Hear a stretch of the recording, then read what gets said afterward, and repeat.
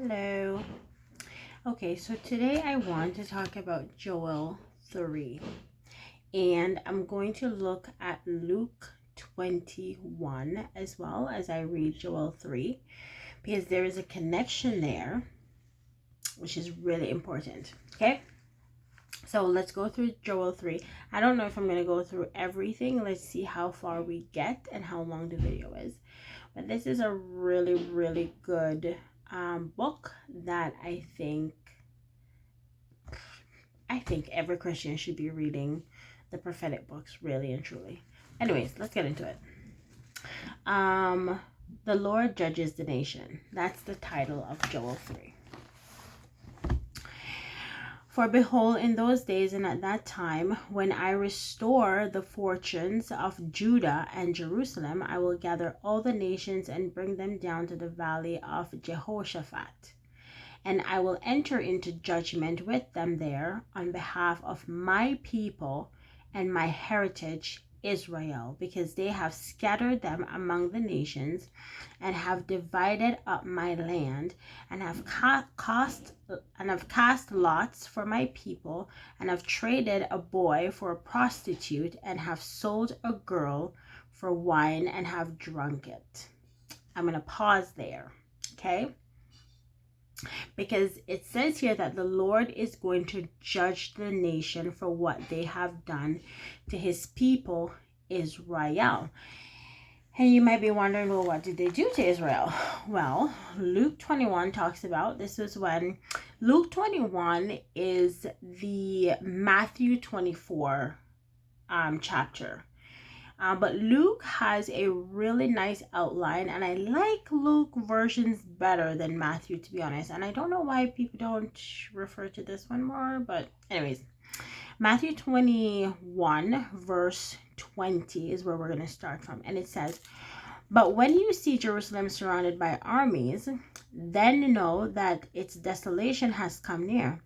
Then let those who are in Judea flee to the mountains, and let those who are inside the city depart, and let not those who are out in the country enter it, for these are days of vengeance, for fulfillment to fulfill all that is written.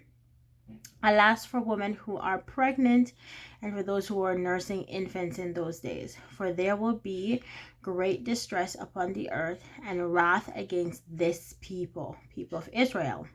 They will fall by the edge of the sword, and be led captive among all nations, and Jerusalem will be trampled underfoot by the Gentiles until the time of the Gentiles are fulfilled." So Luke here is telling us that when Jerusalem was decimated or desolated by the Romans and other nations, surrounding nations, the people were taken away, and this happened in 70 AD. 70 AD this happened. It talks about a time where the Jews were sold to all the nations. They were scattered to the nations, sold. And when you go to Joel 3 prophesy that God is going to judge the nations for that. So the battle of Armageddon, you will see in other chapters that God is actually summoning these nations to the valley. It's called the Valley of Kidron, or the Valley of Jehoshaphat, or the Valley of what is another name? Decision. And God is going to call the nations into judgment for what they have done to his people. Okay, so that is really, really cool, because we see here that the people were sold. And then I looked into Google, and I asked Google, what happened to the Jews after they were sold into slavery in 70 AD, when they were captured and slaughtered? And there were a lot of them that were slaughtered. Like, there was like 15 million. So who weren't slaughtered or escaped were sold into slavery to a lot of different nations. And according to Google, a lot of them they were slaves in Rome, and they played a part in building the Colosseum. They were part of gladiator fighting, so a lot of them lost their lives to that. And yeah, other things. And then when you ask Google, well, what happened to them after that period? And there's no record. Coincidentally, there's no record of what happened to them after that. I could be wrong. If you know of any out there, then you can let me know, but I couldn't come up with anything. But they are people that were led into captivity, slavery, and God is going to judge the nations for it. Okay? What are you to me, O Tyre and Sidon, I probably said that wrong, Sidon, and all the regions of Philistia? Are you paying me back for something? If you are paying me back, I will return your payment on your own head swiftly and speedily. For you have taken my silver and my gold, and have carried my rich treasures into your temples. Sorry, so I'm going to go back up for a little bit, because it says here, they have scattered them among the nations and divide up my land. So they have divided up the land.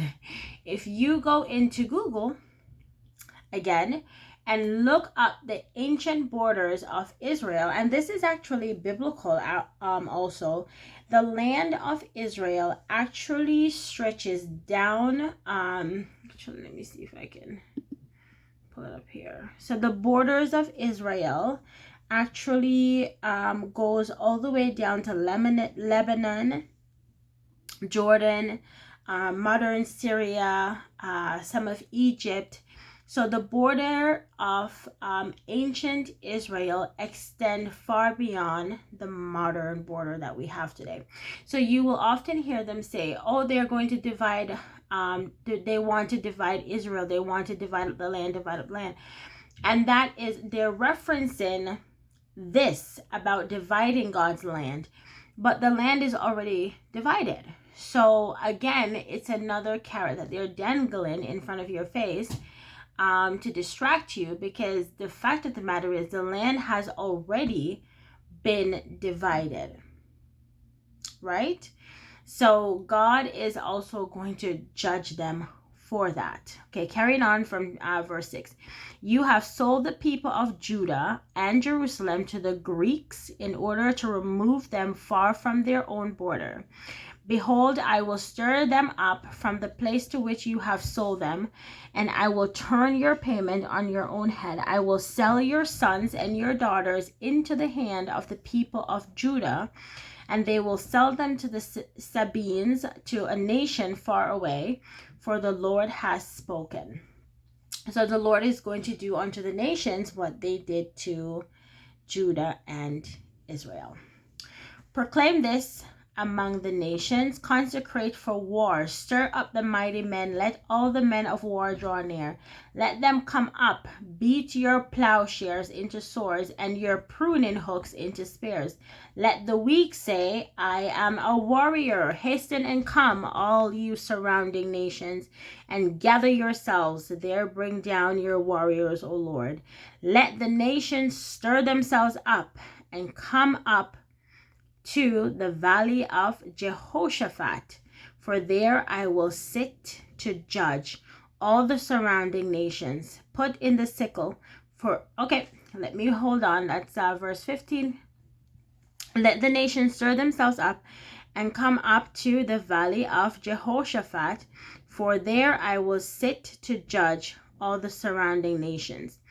And I'm going to jump down to verse 14. Okay, multitudes in the valley of decision, for the day of the Lord is near. In the valley of decision, the sun and the moon are darkened, and the stars withdraw their shining. Isn't this like crazy to see this prophecy in Old Testament when we've read about it so much in the New Testament? Actually, you know what, Daniel speaks a lot about some of this too, because the valley of Jehoshaphat also is called the valley of decision, which is also called the Kidron Valley, and Daniel 12. Let's see if I can get there.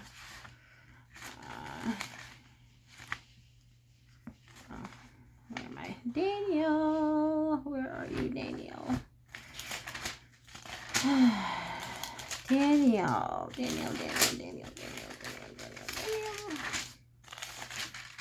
Daniel chapter 11, verse 44 actually talks about 45 actually, and chapter 11 talks about the king who exalts himself and going out to war and being successful.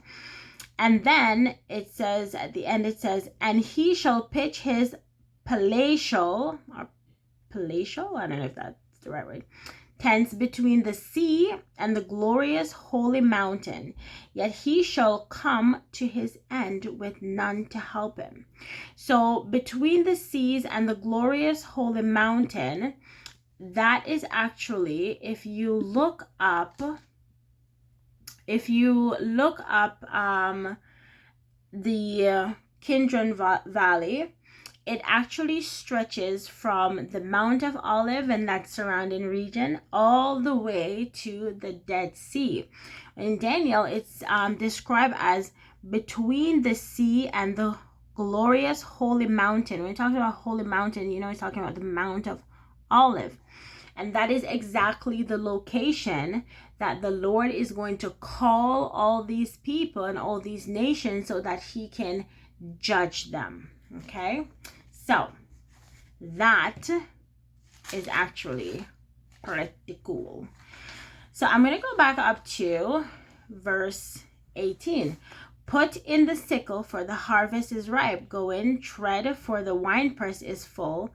The vats overflow, for their evil is great. So this is such an amazing book that connects to Luke. And I think it's pretty cool to see how, you know, there's so many things that we've been told about the end times, you know, like the end times is God pouring out his judgment on Israel because Israel has hardened their hearts and they're not believing the Lord. But the Lord is pouring out his wrath on all people at the end of the end. There's nowhere where it says that the tribulation or the great tribulation is a time of judgment on Israel because of their unbelief. Nothing links prophetically when you look at scripture to defend that position. But in terms of God judging the nations because of their sins and because of what they have done to his people, you can find a lot that actually supports that prophetic. Joel 3 is just an amazing chapter that outlines the Lord clearly stating that he is going to judge the nation for what they have done to his people. And beyond what I have zoned into, I hope you just take note of a lot of things that I read tonight. First of all, behold, the days are coming at that time when I restore the fortunes of Judah and Jerusalem. So the Lord is going to, the people of Israel, or actually the people of ancient Israel, are a people whose fortune are going to be restored. So they are, if you read in the Bible, oftentimes they are described as people who are oppressed, people who are, I think oppressed is a good word. And so the Lord said that he is going to restore their fortune and restore their position in among the nations. And so that's one thing to draw out. What else can we draw out? Verse 13 here, I think this is really cool, where it says, put in the sickle, for the harvest is ripe. I love how God uses fruits to describe his harvesting of his people, or the gathering in of his people. That's another video that I'm going to make, but I hope you take note of that as well. But yeah, this is super cool.